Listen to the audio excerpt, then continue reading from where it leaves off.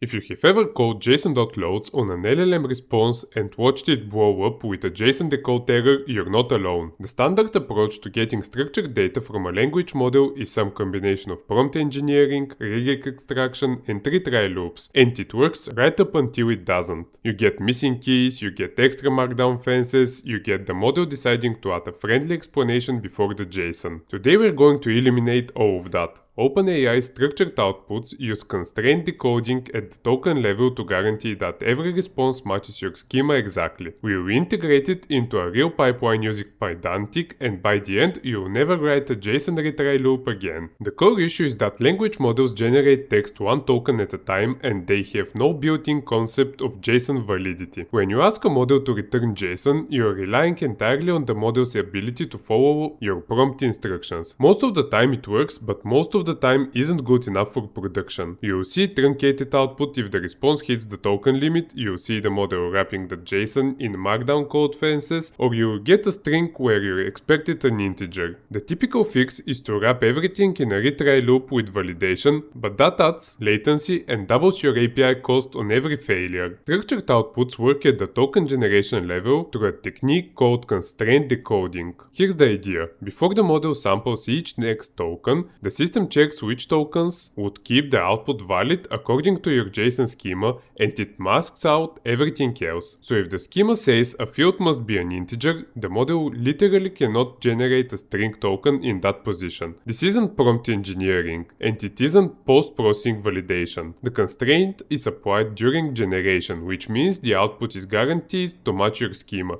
Not usually or with high probability, but every single time. The OpenAI Python SDK has native Pydantic integration, which means you define your expected output as a regular Pydantic base model with typed fields. The SDK takes that class, converts it to a JSON schema under the hood, and passes it to the API. When the response comes back, it's automatically deserialized into an instance of your Pydantic model. So you get end-to-end type safety. You define the shape in Python, the model is constrained to that shape during generation, and you receive a fully validated Python object back. No manual parsing, no JSON loads, no type coercion. OpenAI provides two ways to use structured outputs. The newer responses API uses client.responses.parse with a text format parameter where you pass your Pydantic class directly. The older chat completions API uses client.beta.chat.completions.parse with the response format parameter. Both work, but OpenAI recommends the responses API for all new projects, so that's what we will use in the coding section. The key point is that regardless of which API you choose, the Pydantic integration is identical. You define a model, you pass it in,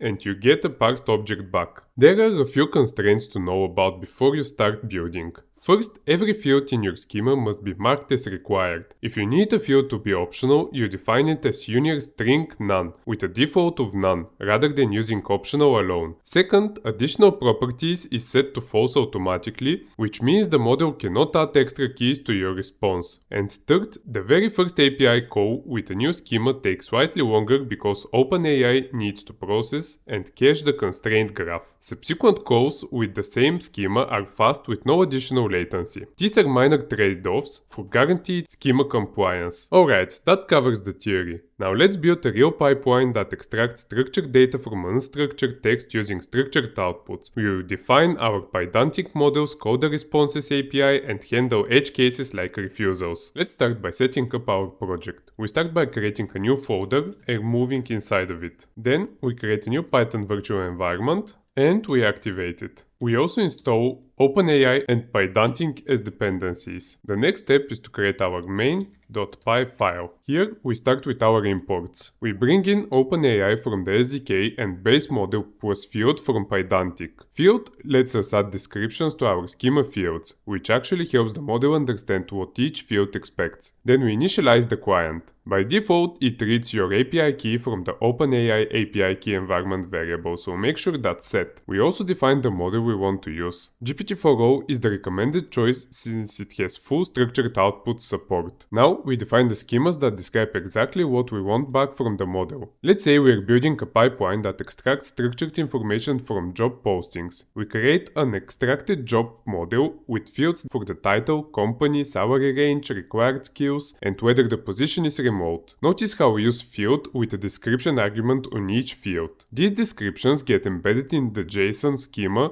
that is sent to the API, and they act as inline instructions for the model. The skills field is a list of strings, and is remote is a boolean. For the salary fields we use int or none with a default of none because salary information isn't always included in a posting and we need the schema to handle that gracefully. Remember, structured outputs require all fields to be required in the schema, so this union with none pattern is how you express optionality. Here's where it all comes together. We write a function called extract job that takes a raw job posting string and returns a fully typed extracted job object. We call client.responses.parse, which is the structured outputs endpoint on the responses API. The text format parameter is where we pass our Pydantic class, and this tells the API to constrain the output to our exact schema. In the input array, we provide a system message that instructs the model to extract job details and a user message with the raw text. The response object has an output parsed attribute that gives us back a validated instance of extracted job.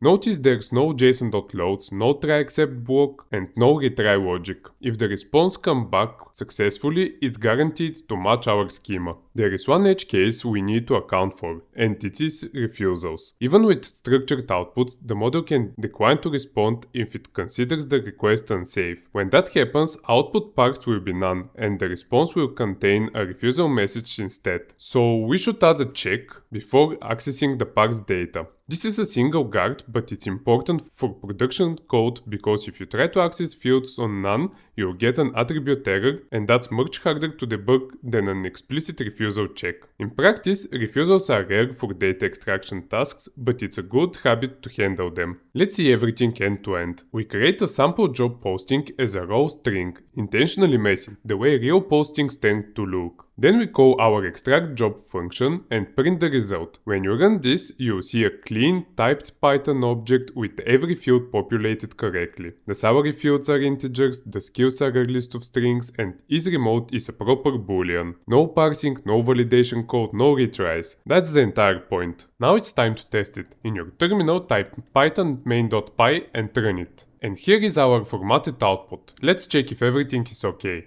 The title is Senior Backend Engineer, that matches. The company is ACME Corp, which also matches. The salary range is also correct. The skills look very good, and it has also captured that it is remote friendly. Let's recap what we covered. Structured outputs solve the JSON reliability problem at the token level using constraint decoding, which means you get guaranteed schema compliance on every single response. We used Pydantic to define our schemas as Python classes, which gives us type safety from the model definition all the way through the parsed response object. And we integrated it through the responses API using responses.parse with the text format parameter, which is OpenAI's recommended approach for all new projects. From here, there are two directions worth exploring. First, you can add streaming to process structured responses in real time as they are generated, which is useful for longer outputs. Second, you can combine structured outputs with function calling to build agents whose tool calls are also schema validated, which eliminates an entire class of tool execution errors. If this was useful, subscribe to ByteBuilder for more tutorial on building reliable AI systems. I'll see you in the next one.